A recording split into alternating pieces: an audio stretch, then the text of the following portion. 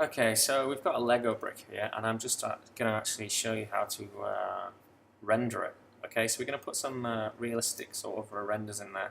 So if you click on the model, which is what we've been working in all the time now, we can actually go down to render.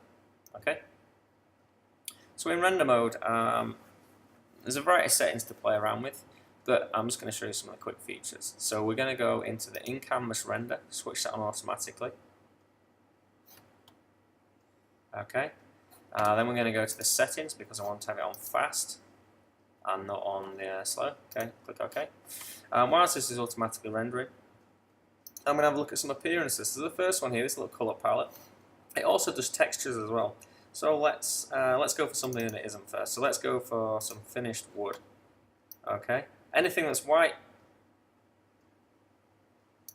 okay, means already downloaded. Anything else means it hasn't already downloaded, which I have already downloaded these, but anyway, some of them don't take too long to download. Okay, so at the moment on the bodies and component bit up here, this is the bit I've selected. So if I drag the mahogany and put it all the way onto this Lego brick, okay, what it's going to do is it's going to render it all, okay, in this mahogany. So this is the in-canvas render. So we can go down here and see that the elapsed time is 15 seconds, number of iterations is 4, okay, and as it goes on it just gets better and better and better as it improves.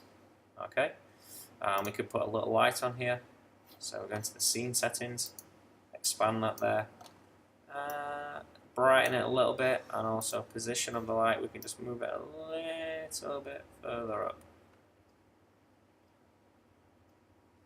And that plays around then with the shadow of it. Okay, let's go to a more realistic setting here. So you can see the wood grain coming in there. Okay, remember we are on this quick setting. So back to appearance.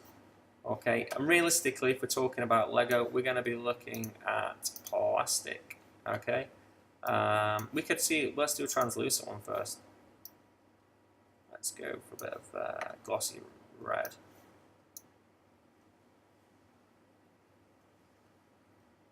Okay, let's minimize this. And then within a few seconds, you can already see that the plastic look is actually peeling there. It's coming up, really well. You see the mirror on there, the reflection for the self-finishing plastic, which is pretty cool. Okay, let's now try a transparent one. Let's go for the yellow, the amber sort of color.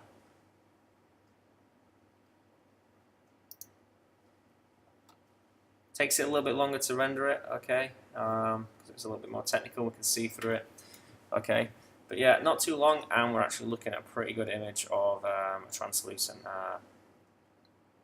Lego block. Okay, that's looking good.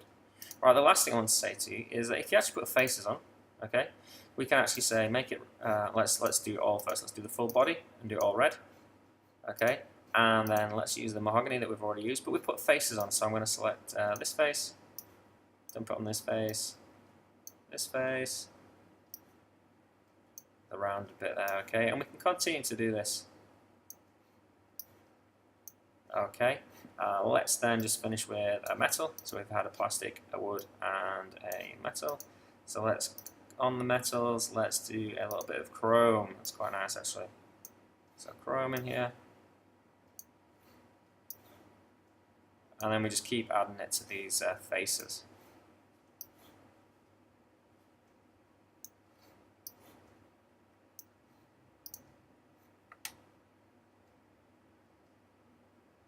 Okay, so you can see it's going through its iteration cycle at the bottom here. And each iteration cycle it goes through, the quality of the actual wood and of the chrome here actually improves. You can see the reflection on the chrome as well as on the plastic here.